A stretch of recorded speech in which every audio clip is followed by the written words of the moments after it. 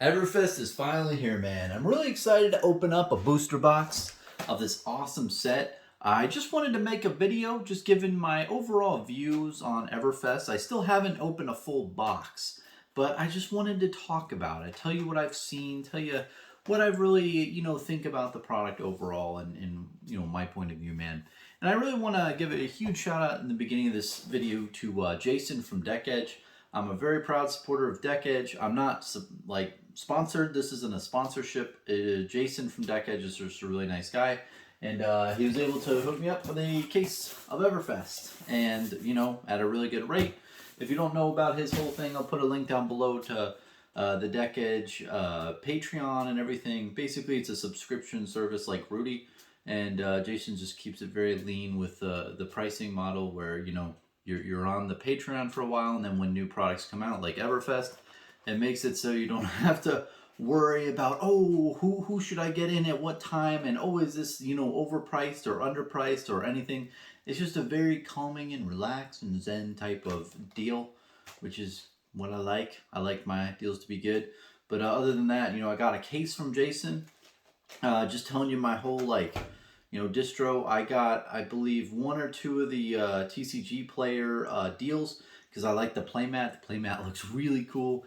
Planning on getting the Rudy kit as well. But other than that, I think I'm right now. I'm looking at different deals of single prices out there in the market before I go in too deep. Because what I've seen with Tales of Aria is like the price point of the box never really skyrocketed. So I don't really feel a sense of like I have to rush out and go grab the box immediately and stock up now, which is good because there's something that us flesh and blood people don't understand yet. And that is you wait to buy product further down until you wait until a point in time where it's going out of print or going out of allocation. Because when you invest or collect things early on, you really pay a premium to get it earlier. But in reality, you really don't have to get it like immediately. Like there's no reason why I have to get these boxes now versus in 2 weeks. Just other than the fact that I see everyone online and all my friends are like opening up these boxes on the Discords and everything. But I think there's something there to be said about waiting until you let other people open their boxes and sell on eBay and TCG Player and see what deals are out there. I've already purchased a Earthlore Surge alternate art cold foil card because I like Guardian cards. I want to collect all the cold foils, and that one seems pretty rare. Overall in general, with this set, I think the best thing I like about it is that the cards and the artwork are very light and happy and fun. That's what Flesh and Blood needed, especially after, Monarch, which was pretty, just gory and just off the wall, and people were dying everywhere, and it was pretty gloom and brisk.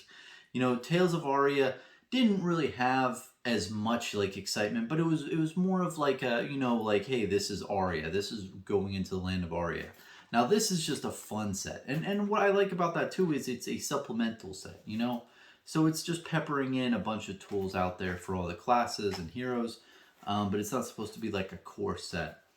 One other big thing I want to get into is the card wrappers. Now, you know me, man. I'm very particular about my wrappers. And I did open a couple of packs before this. I still haven't opened a booster box. So I'm going to open up this booster box at the end of the video if you care to watch that. It's going to be nice and chill. But the wrappers I really like. If they can make them sustainable to where those wrappers in this box are just as affordable as the normal ones, then I think we have something on a go-forward basis where that price is really just not levied onto the consumer, if you know what I mean. Because I feel like if the paper wrappers were more expensive and that cost would eventually get down to the consumer, it would kind of suck. But I am very happy that the toll on the environment is reduced, especially since thousands of these boxes are made, and hundreds of thousands of booster pack wrappers are going to be tossed in landfills and everything. So to make that paper is just really, really good. And not only that, the best thing I like about them is when I open them before, I don't think you can reseal them. it would probably be really damn hard to reseal a paper wrapper because instantly when you open it, it starts tearing and ripping. So I mean, you can't really go around that. And maybe there will be different methods. I'll be interested to see. Maybe you can like superheat the pack or something like that. Some shenanigans.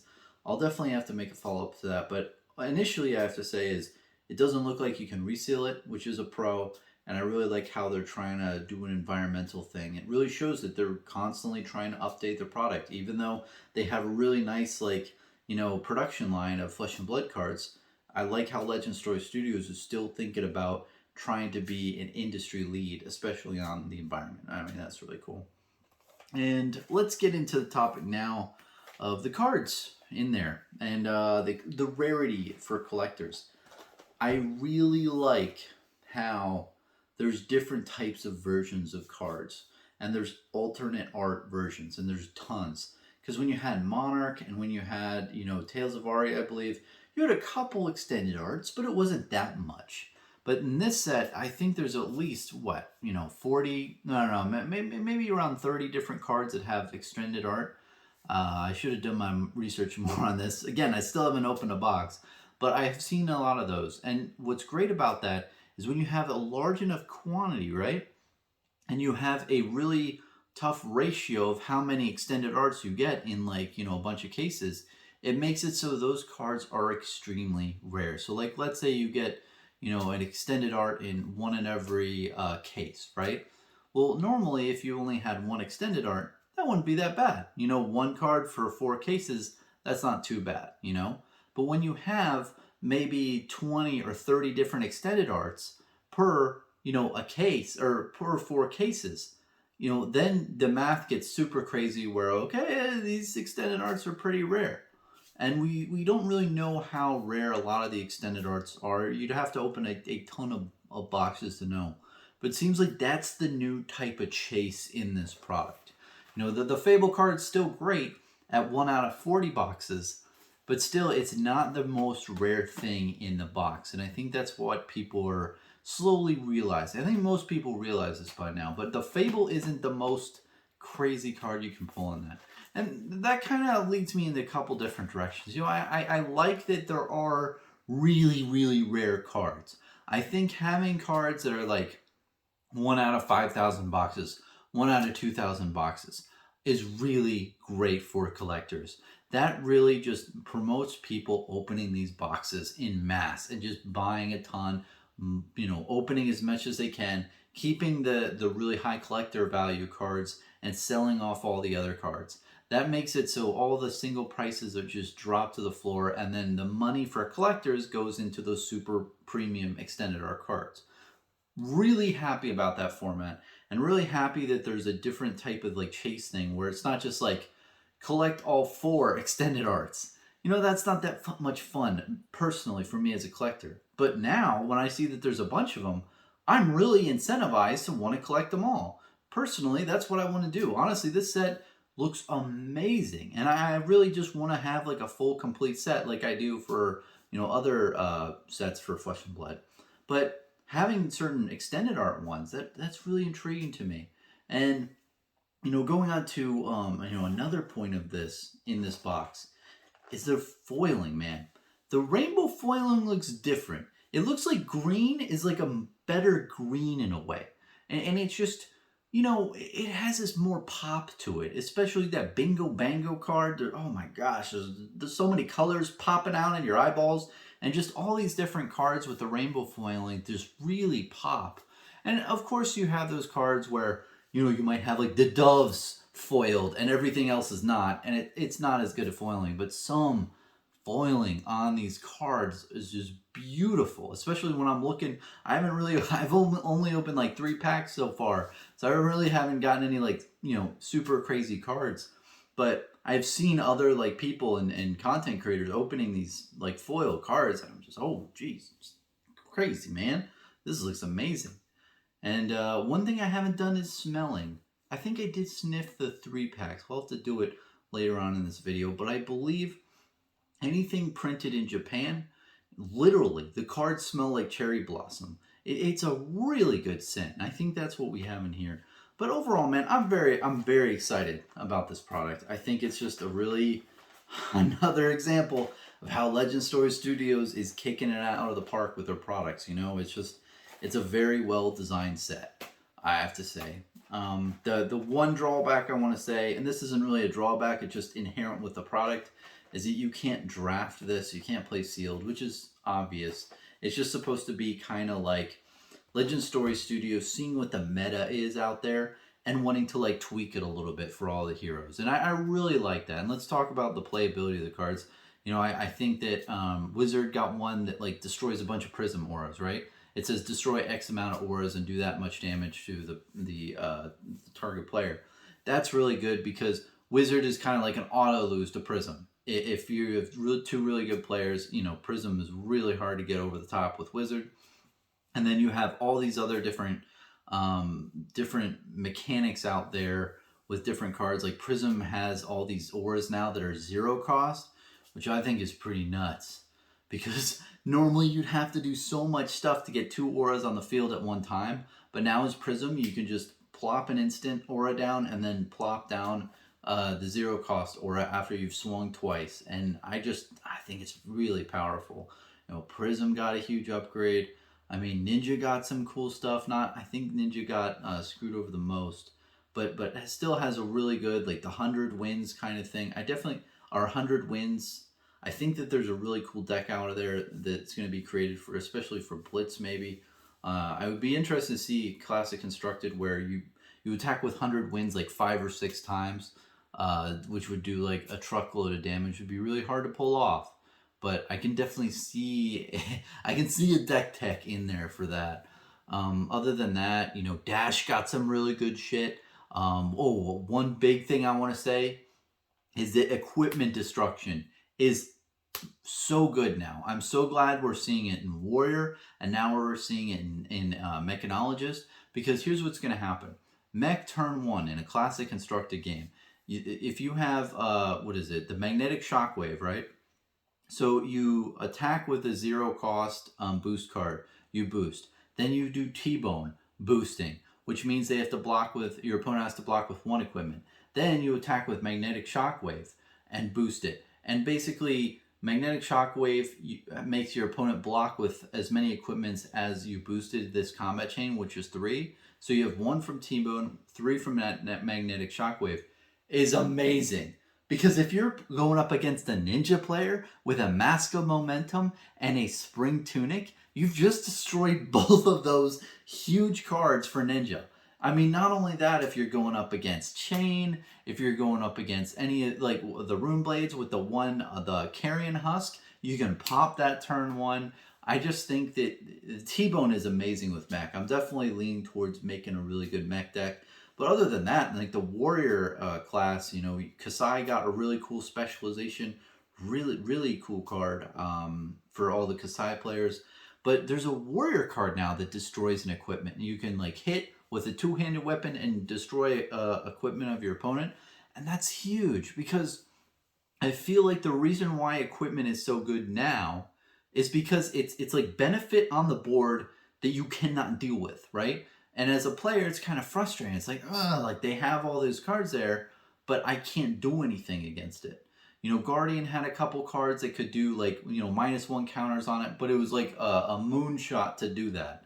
But now with all these different equipment destructions, I think it's going to really change the meta up. And not only that, it's going to make these high dollar value cards not as good anymore.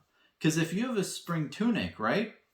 And your opponent kills it turn 1. That's so much value you just didn't get the entire game. And as a mech, having T-Bone and Magnetic Shockwave is no big deal. I mean, honestly, those cards are great regardless because Magnetic Shockwave blocks for 3. It's a nice 3 block. And it's 3 blues, so you can use it with your, your mech pistols. And then T-Bone is also not a bad card too. It's 0 cost, which is great. And it has a nice little effect. So overall, I think, you know, we're going to see more equipment destruction happen in the future. We're going to see more types of these cards being commons and rares. And the more equipment destruction we have, mark my words, the more equipment destruction we have, the less viable these big legendary cards, equipment cards are going to be. Because if you can, like I'm saying, if you can kill your opponent's equipment turn 1 or turn 2 in Classic Constructed, that is a huge, huge win for you. So overall, man, really excited. The set's awesome. The one thing I didn't talk about with the meta is the new Bravo card, man. Bravo looks good. Like with that card with the Bravo Showstopper. Oh shit! I definitely want to make a deck with that because it just looks so much fun. You know, the dominate and +2. And what's crazy about the effect looks hard to do consistently. Like having that, you know, 3 different talents in your hand at one time. It doesn't look like you can do that too often. But when you do, oh my gosh, like there's so much value. And not only does it give, you know, +2 and I believe dominate, it also gives go again. So you can attack with a big attack and then pitch a blue to attack with Anathos for 6 most likely, which is crazy to me. The amount of value you get out of that ability when it hits is huge. So I'm really looking forward to that. And the heave mechanic, really like that too. You can create seismic searches by just arsenaling a card that you normally want to do anyway. So, you know, that was a huge win too. I mean, overall, I just see nothing but great new cards and new mechanics for this game. And yeah, I'm looking forward to making decks and seeing how the meta shifts and everything. I'm not too much of a, you know, competitive eye type of player, so I'm not going to go in and tell you how things are meta breaking or meta changing. You know, we'll see where it comes. We'll see where the good players figure stuff out. Now, all of us normal people will just net deck them and, you know, steal off their genius and what have you. That's what I like to do, man. It's hard to think and be big brained. I usually like to look at people's decks and how they perform and maybe tweaking it a little bit. But yeah, we'll see how it all transpires, man. But I'm looking forward to it. It's gonna be a really interesting thing with all these different cards, especially the mech cards, like or the ones that have the silver tokens and the bronze tokens. I love the the sellout card where you just destroy all your equipment and you get silver. I really hope they make a weapon or something where you like use silver coins and attack or something. So, you know, in the future I could see a lot more cards using the coin mechanic.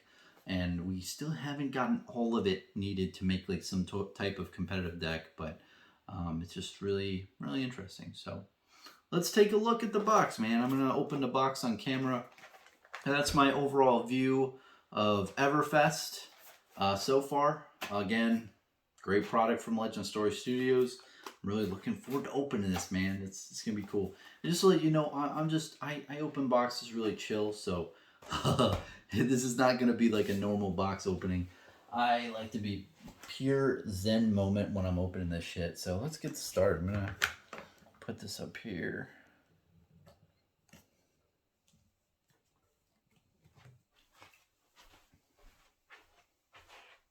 Again, huge shout out to Deck Edge. This is where this box came from. I got a whole case, but I'm just going to open this on camera. Call it a day.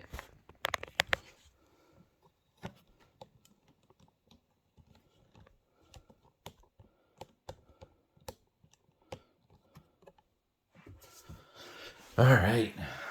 Let's see if we can get anything spicy. Everfest, very nice.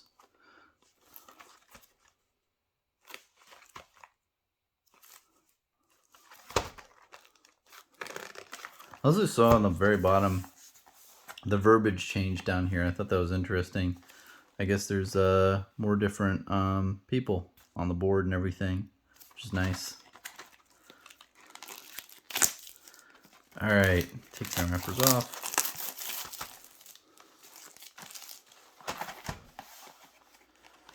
Oh yeah, watch so many fucking people open this online. Now I get to. Oh geez, packs feel so different, man.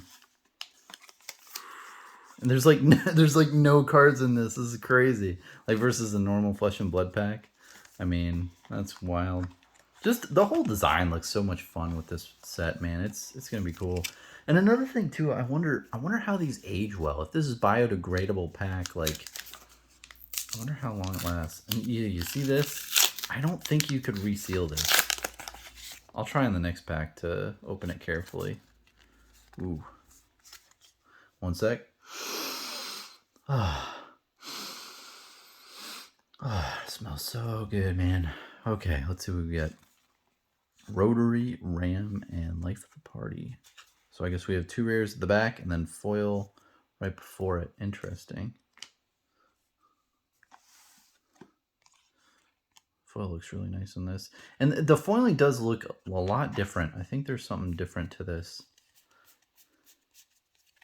And, you know, this artwork, too, Timekeeper's Whim. This is very different artwork from what we're used to, I feel.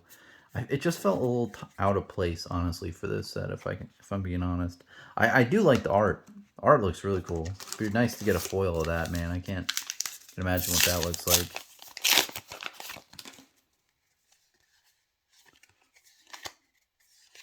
Oh, these cards feel so good. T-Bone! Ooh, and Revel and Runeblade. This was Kale Brenzy's spoiler card. Shout out to him. Really great guy. Awesome guy.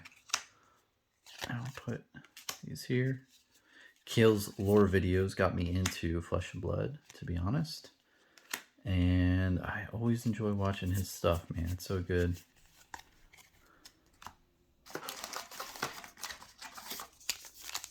Okay, now I'm going to try to be nefarious, so can I? And I know this might be cringe to some people out there, but I'm always worried, man. There is always a threat to things being resealed. And if you make it so easy for someone to do it, then, you know, can you really blame? You can blame the person, but I'm just saying it's good to, like, make your product so you can't reseal it. Okay, so this one I was able to do a lot better.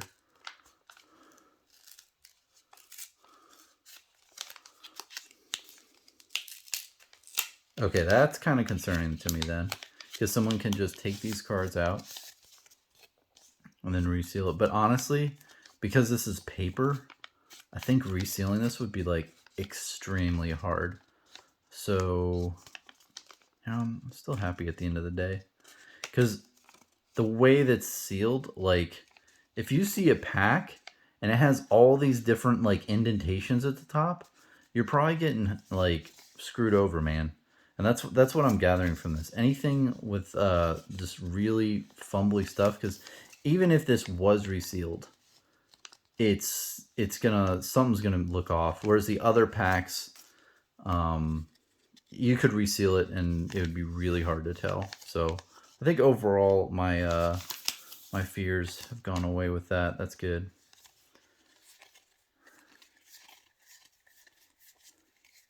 Ooh, Bare Fangs, man. 2 rares over here. That foiling, man, looks so much different, and it's hard to see because the previous Flesh and Blood's cards had you know, red, yellow, and blue mainly. Those were like the main primary colors. This has like green and yellow, and it's just so much different, man. I don't know. There's a lot more green in it than the other Flesh and Blood products. There's something different, man. And it's good. It's not like bad. It's just different. Just been touching these cards way too much.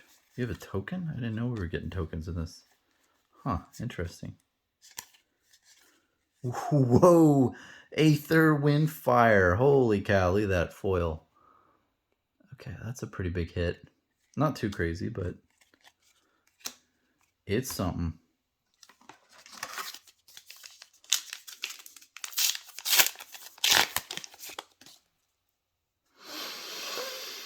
Oh, it smells so good. Now this must be printed in Belgium. Oh, look at this. Oh, geez, I saw it at the end. Oh my gosh. We pulled a skull cap. Damn. Okay, that's an awesome hit. Oh, really like that. Jeez, this is, and we're not even done most of the box. This is so good. Okay, I have to put it to the side. Sorry, I was just like baffled. Now, something to note. and we haven't gotten we haven't gotten this confirmation from Legend Story Studios. But you see how there's no foiling here. Well, I think that that's very important because let Uncle Bronson tell you a little something, something a little spicy. If you're listening to me, talk with this random like box opening video. The Legend Story Studios, from my knowledge, has never reprinted a card and kept the rainbow foiling. What does this mean? In my opinion, it means rainbow foiling is set to the set that is released. So let's say let's say they reprint this Bear Fangs in a set in like 10 years from now. They can do that, but I bet you that they're not going to have rainbow foiling in that set in the future. So any sets after the set that it was originally printed in, they will not put the rainbow foiling. And we've seen this with the Spring Tunic when they reprinted it in Crucible of War. And we've seen it with the Arknight Skullcap, man, when it's printed here in Everfest. This is interesting. So I think that that kind of is like something that people haven't really thought of yet. That's going to be a big deal in the future. But anyway, that's my little rant after opening a skullcap. Man, that's nice. I don't know what the price of skullcaps are. I'll have to look it up. I've got a good amount of skullcaps myself, so I am down to recoup some of the money for this box. Just a foil pyroglyphic protection. Yeah, man, the foiling is different. Something is different with that stuff.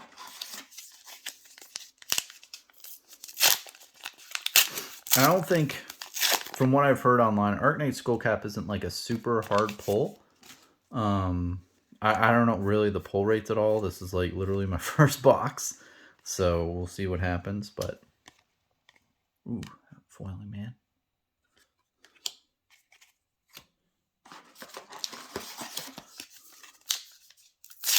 So much to collect in the set. I mean, you have like the trinkets and all that stuff, and the amulets that you could like set collect, like a cold foil. That seems cool. I definitely am personally. I'm probably gonna like set collect the rainbow foils and maybe the cold foils of stuff. We'll see how far I go. This is fun. Almost halfway through the box, pulled Arknight Skullcap. It's pretty legit. I got another. I have to look. I haven't seen like too many tokens. Ooh, pick a card, any card. Alternate art. Holy shit, man. That looks beautiful. I think this, I don't know if this is a big hit. And then we have Rolling Thunder as a Majestic. But holy cow, look at that. Let's look at this. Now, these are the cards that are like this, the Chase, I believe, the extended art. And yeah, I don't think the rares are as expensive as the Majestics, but man, look at that card. That is just beautiful. I'll put that here. I don't think we have too many of those per box, but man, that is just beautiful, man. I don't know what it is with the extended art. It just makes it look that much better. I really like all the different hits you can have, like when you're opening this, you can have the legendary slot, you can have the extended art slot, you could have the Fable slot. There's so many different ways you can win, and I really like that versus just Fable or legendary or bust. So that's really nice. Some more rainbow foil.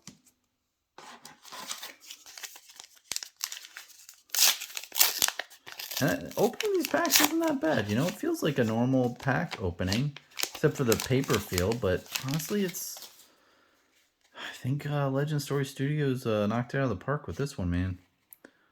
Ooh, High Roller. I mean, there's a lot of interesting Brute cards, too, in this. It just really, like, helps you with the RNG aspect, and it'll be interesting to see what that does in the meta.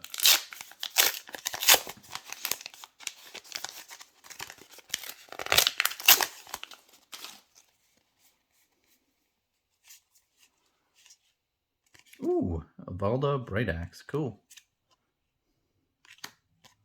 And we got Outlandish Skirmish. I can't tell you exactly what it is with these foils, man. They just look so much different.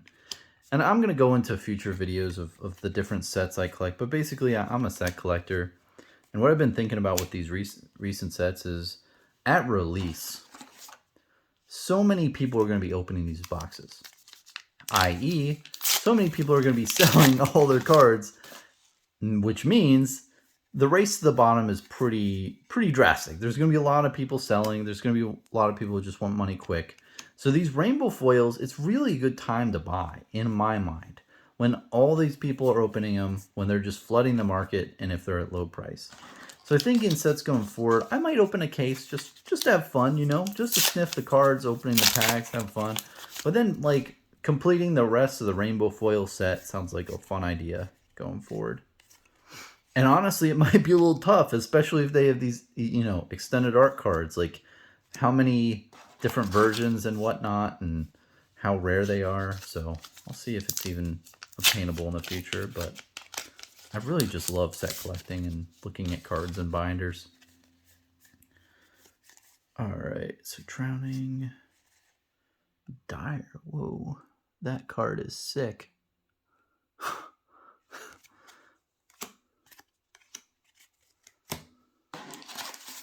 All right, most way through the box. Honestly, you can't be unhappy with this box. I mean, Arknight Skullcap paid for this box most likely. So, riding high here, man. Not much to say. And then you got a bunch of rainbow foils. Got our extended art card. The one thing we haven't gotten, though, is a cold foil. So we'll probably get a cold foil in this box.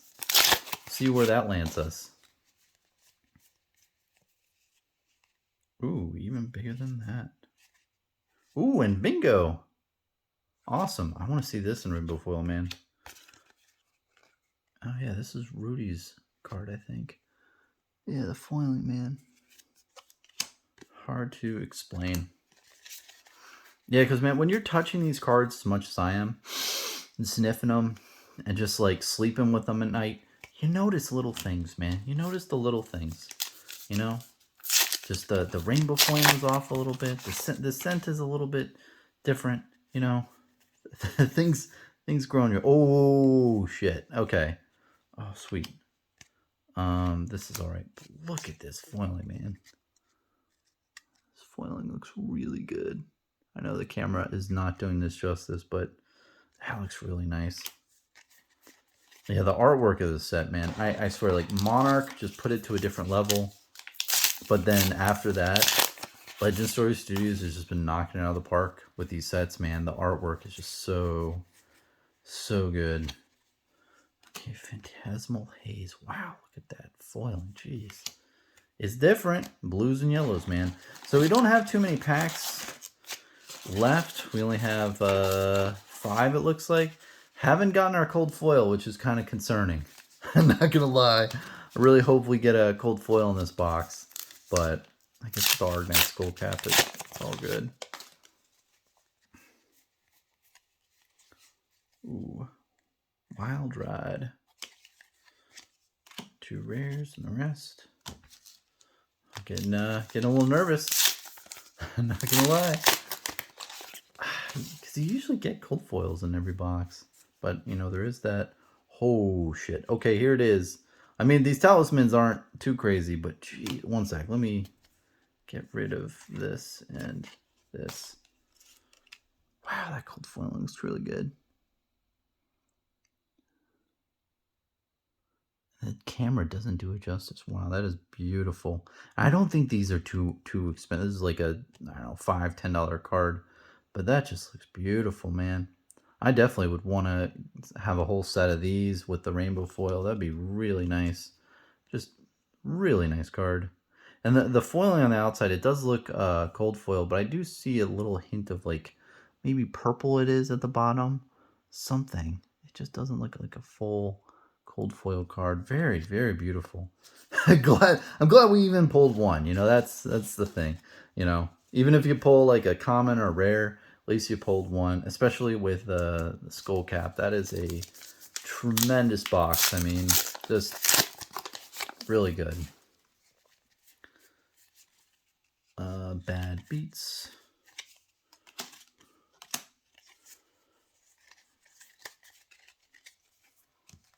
And thanks for sticking around, man. I know I don't do the most entertaining box openings, but you know, I'm gonna open this shit up anyway, so I thought might as well put a camera on it. Holy cow, smashing good time.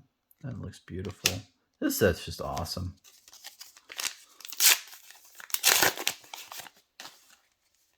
Last pack, wax on, and an amulet of assertiveness, and just a bunch of bulk. Well, I can't complain, man. I mean, extended art card, pick a card, any card. You know, with this $10, this $10, this $100. I don't know if these are probably gonna drop in price after the set, but damn, that's all I can say. It's really fun product to open. Reminds me of Crucible War when I first got into this game, man. Just opening first edition boxes and pulling some really good stuff. And, you know, overall, I have to say, you know, just to comment, I really like how we're seeing a bunch of different card slots, you know, because let's say you pull a common cold foil pack 1. Initially, with a lot of other products, you might say, crap, there's no way I'm going to get a cold foil legendary or cold foil fable. Like the odds go way down. So at least in this case, you're like, okay, well, at least I have a cold foil here. I definitely have, you know, another hit slot here. I could get a crazy extended art card, which is sometimes more rare than the fable, you know, or, you know, you might get like an Art Knight Skullcap that doesn't have this slot because it's non-foil. You get my drift?